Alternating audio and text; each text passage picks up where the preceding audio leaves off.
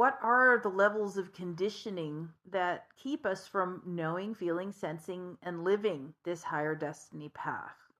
There are many levels of conditioning. We talk about 4, which contain layers. The 4 levels of conditioning are cultural conditioning, early childhood, our ancestral lineage, and our past lives. So within these 4 layers of conditioning, we are most likely mostly unconscious about the conditioning itself. So for instance, in our ancestral lineages, if our ancestors lived certain traumas, certain patterns, certain ideas and concepts and belief systems, and had certain prejudices or certain ideas about how life ought to be, how a man or woman ought to be, what they ought to do, what they ought to have, how they ought to be treated, how a child ought to be treated, what were the rights of different races or individuals or creeds, having hatreds and vicissitudes against different types of people. These sorts of things translate on a subconscious level, impacting what we call our DNA, which luckily is malleable, impacting what we call our cells, our thinking patterns and our structures, creating samskaric residue. And this samskaric residue, of course, is what our modern scientists call the neural pathways in the brain that come from entrenched thinking, creating little rivulets literally imprinted in the brain, making certain thought forms easier than others to think. And so that is why when there's conditioning, such as ancestral lineage conditioning, it's going to get passed on in various ways, depending on the personality of each being, to your parents, to your grandparents, and then to you. And as we become these little children being born into a family, we are so open for imprinting. In fact, we're designed to be opened for imprinting because that is how a person learns about their culture, learns about the world that they're in, learns how to navigate and be in a family they're in. Now, when the family is dysfunctional, or when there's a bunch of samskaric residue from eons past and from the culture itself delivered to the child in that tender, open, receptive state, now you get what some scientists call hardwired for certain tendencies, certain beliefs, even certain diseases, certain eating habits. And, certain eating habits could lead to certain diseases and all of these things. So if you say you're genetically disposed to a certain disease, it may be because of the way that your parents were eating more than the way that they were, that there's some hardwired thing that's unchangeable. So whatever the level of what one would call hardwiring, what we know in this work is that it's changeable. It's all changeable if you know what you're doing and you take the time to do it. And so this, as you can probably see, goes along with the same concept of past lives even. So if you in a past life or multiple past lives had recurring patterns, your template, your body, mind, spirit complex, the mind and spirit part of it goes into the next body and therefore imprints that body once again with these same types of patterns unless you intervene to change it. Likewise, the culture around you is running certain thought forms, running certain belief systems, running certain energetics, and your little tender self coming into the world is going to pick up on all of that subconsciously. You're not, and maybe you are more aware as a tiny child, who knows, but you're like, at a certain point, little kids who are aware tend to shut down a little bit more because it's a little overwhelming, especially because of the level of trauma and negative beliefs and negative patterns that reside within the culture. And so then we're like, okay, I'm here and I got to deal with this. So I'm going to kind of just go to sleep because otherwise I can't handle it. And there are those rare ones who kind of stay awake at that time. But what we do as we unfurl and as we unpack these levels of conditioning we were imprinted with at various stages of life, now we get to reckon with the truth of us and what we want life to really be like, which may be vastly different from how it has turned out because of the conditioning thus far. And so we say this because this knowledge in itself can collapse at least 50% of the guilt and trauma around what your life experience has been so far. And we're not supposing that your life has been only full of trauma, guilt, shame, fear, grief, envy, rage, or dis-ease, or habits.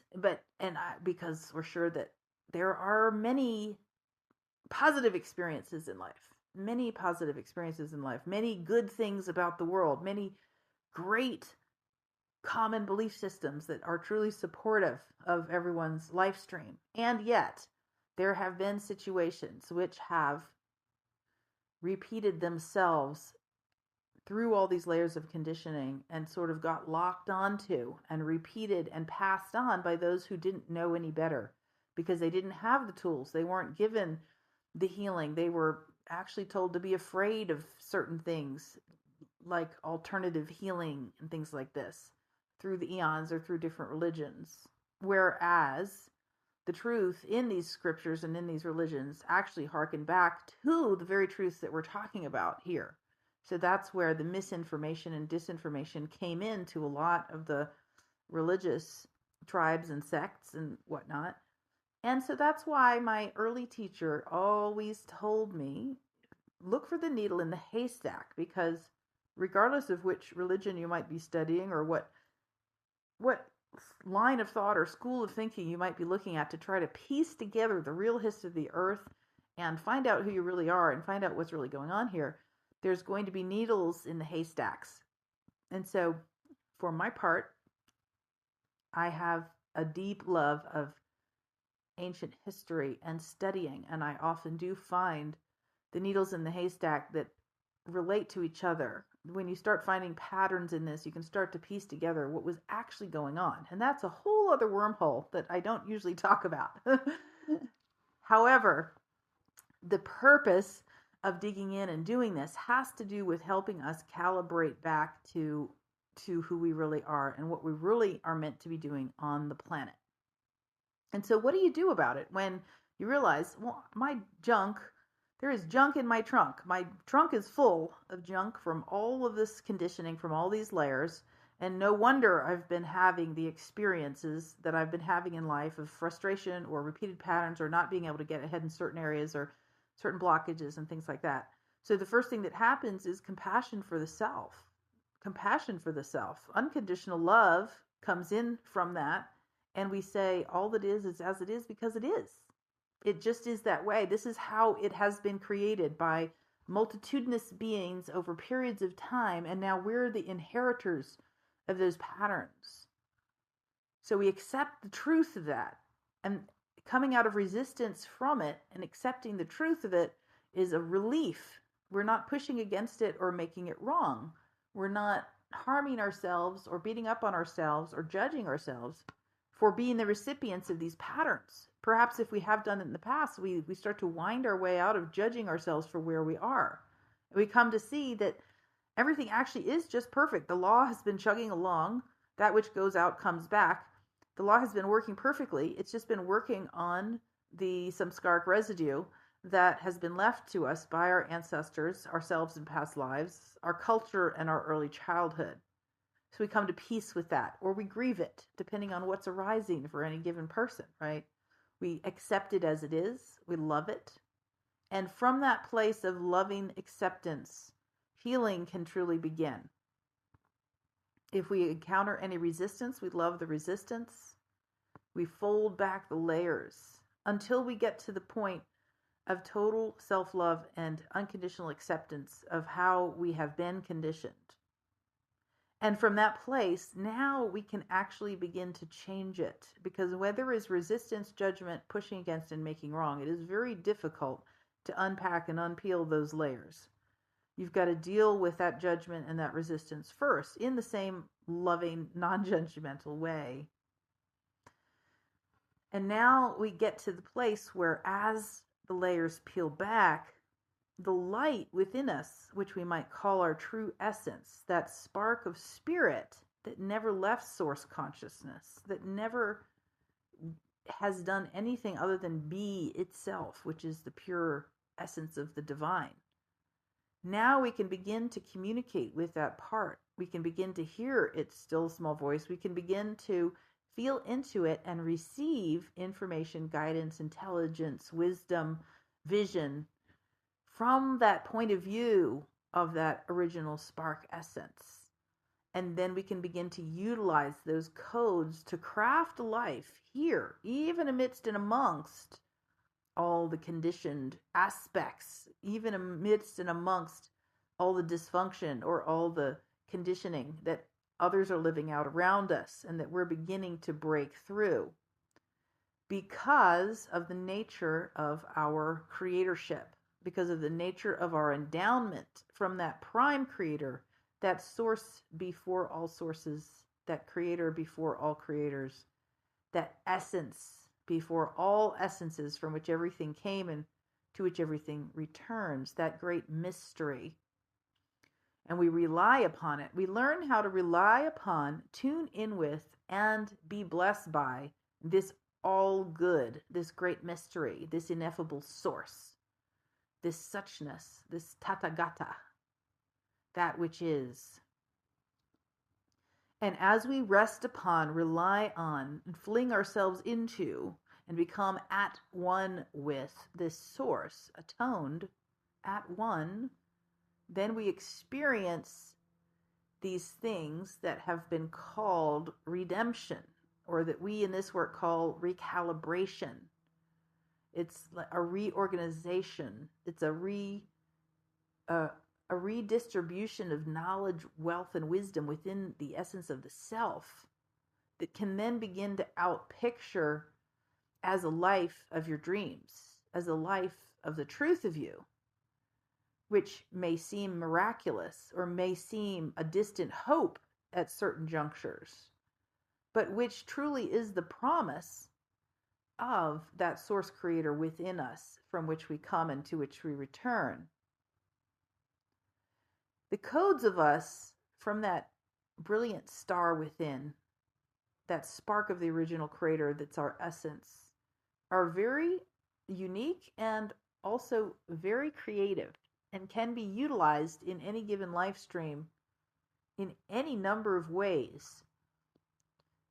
That spark knows you from different timelines and planets, different lifetimes.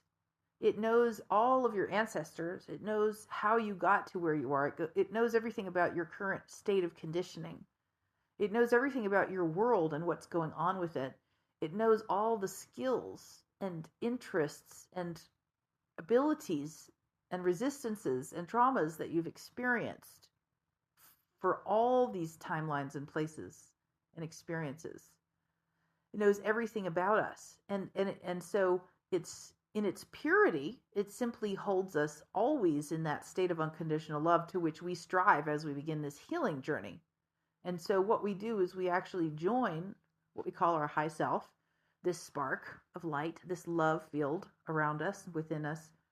We join it in celebrating ourselves as we are and loving ourselves as we are, so that we begin to dismantle the old constructs without self-hate. So it is a dissolution process. It is, there's the destroyer creator, that Shiva within each of us, which can destroy that which needs to be destroyed and create that which needs to be created without remorse and while knowing what it is that we're destroying. What are we destroying? We're destroying the old thought forms that no longer serve us. We're dismantling belief systems and belief constructs and thought constructs that were from an age gone by that are no longer relevant. That if the source energy continues to pour through those patterns in us, nothing else can outpicture, because that source energy must flow through the template of our being.